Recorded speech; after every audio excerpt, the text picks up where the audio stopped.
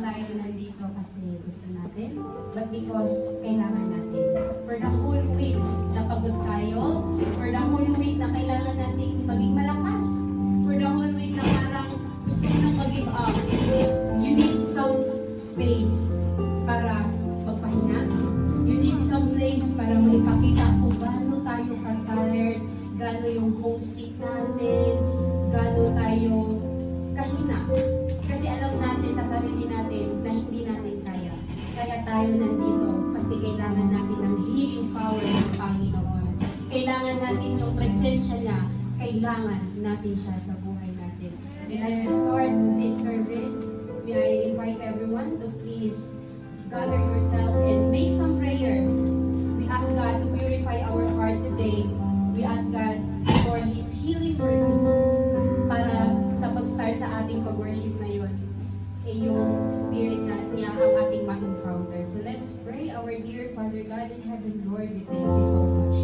And yes, Lord, indeed, hindi lamang namin choice, O God, na nandito kami, kundi you have set us divine appointment, O Lord, para ma-receive namin, O Lord, yung healing power na kinakailangan namin for today. Thank you so much for giving us this opportunity, O God. Bless this afternoon, O God, as we start our worship service, O Lord.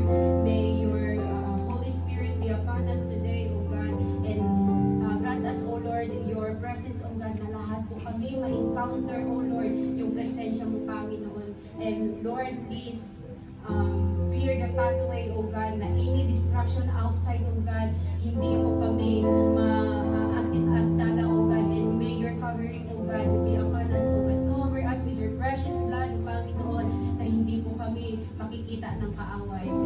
Ikaw po ang aming pupurihin ngayong araw na ito. In the mighty name of Jesus we pray. Amen. Palakpakan natin ng Diyos. Alam ko, excited na ang lahat at gusto kong marinig ang mga sigawan ng mga anak ng Panginoon. Lahat sumigaw! Sana lang! Hindi ko kayo marinig, sumigaw! Sana lang! Hallelujah! Sumigaw sa galak! Sumigaw sa galak! Sumigaw sa galak! Ang lahat ng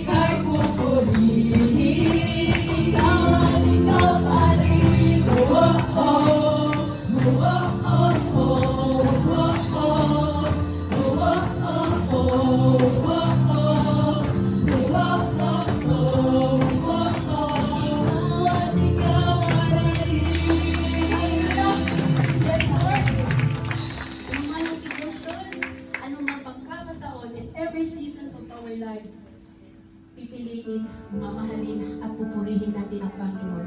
It is good to hear and to know that God is always with us.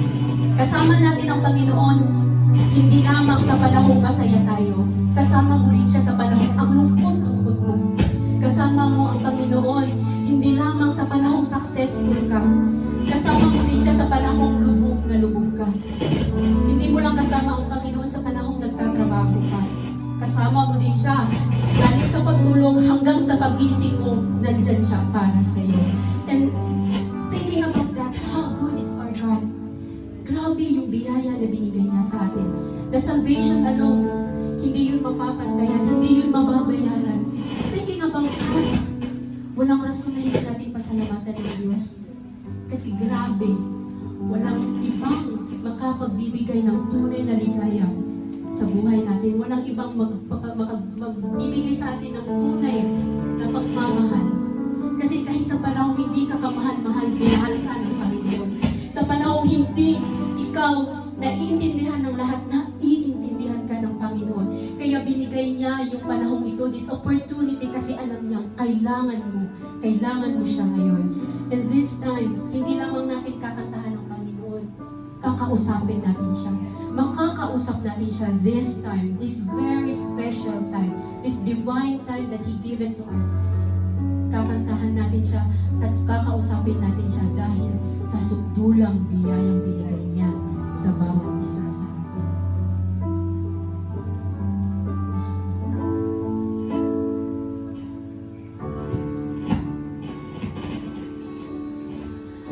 Habang hindi karapat-dapat, pagkukulan ng haba, at wagas mo magsundan.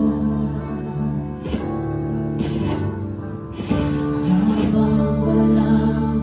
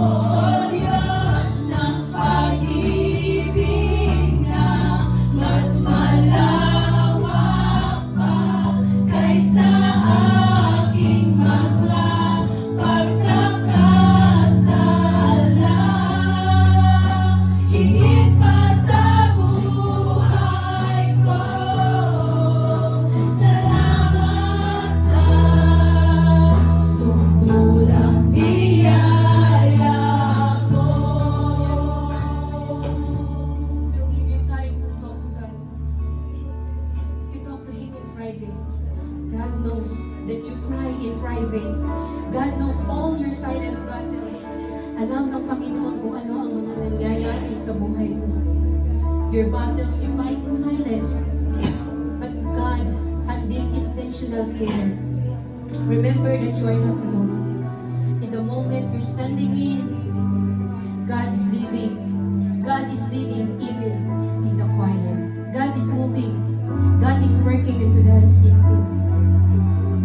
You can confess. You can talk to Him. Ang salitang pasasalamat ay hindi sapat. Pero binigay ng Panginoon ang best para sa iyo kasi alam niyang kailangan mo at mahal na mahal ka ng Panginoon.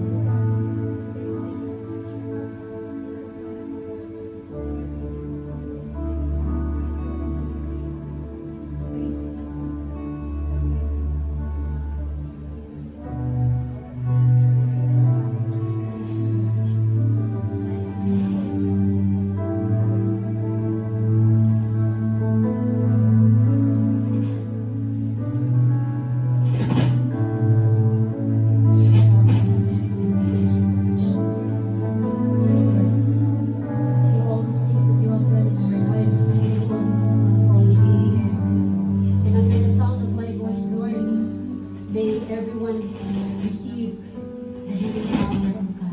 May everyone receive the Holy Spirit right now. Yes, Jesus. Yes, Lord.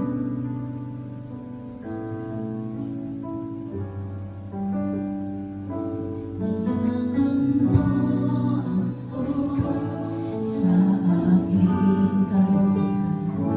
Inibig mo ako nang di kayang lumasan.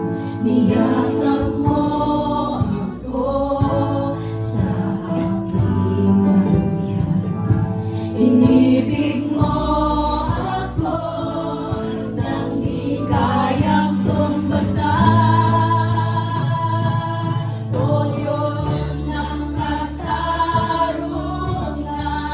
at katuwiran na kahit minsa'y di nabahiran ng kabanalan kalwalhatian. Salamat sa sukmulang biyaya mo, O Diyos ng pag-ibig na mas malawak pa kaysa aking mga pagkakasala. Higit pa sa buhay ko, salamat sa sukmulang biyaya mo ng katarungan at katuwiran na kahit minsa'y di nabahiran ng kabanalan kalwalhatian. Salamat sa sukmulang biyaya mo, O Diyos ng pag-ibig na mas malawak pa kaysa aking mga pagkakasala. Higit pa sa buhay ko, salamat sa sukmulang biyaya mo.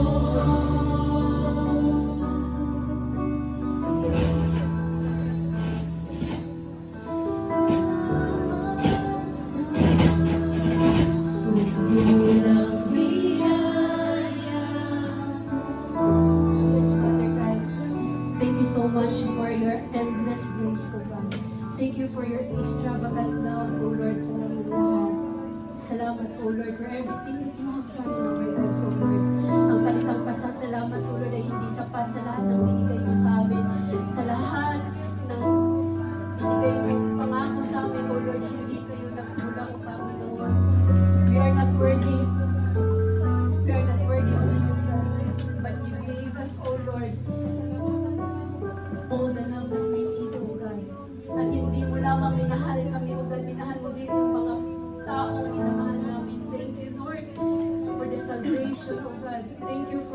opportunity, O God. Thank you so much for your blessings, O God. Lord, wala po ibang masasabi kundi salamat po for all the things, that you have done. Thank you so much. Bless this congregation, O God. Bless this AEC family, O God. Bless everyone. Bless our family, O God. Bless all the people that we know, O God.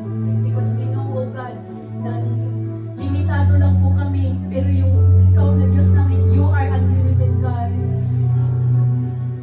Hindi namin lubos maisip kaya ba namin ngayong 2026 kung wala ka, Lord. We are nothing, O God, without you. Apart from you, we are nothing. Kasi alam namin, Lord, na kahit ikaw, Diyos, kahit walang tao, mananatili kang Diyos. Pero kami, pag wala kaming Diyos sa aming buhay, wala kaming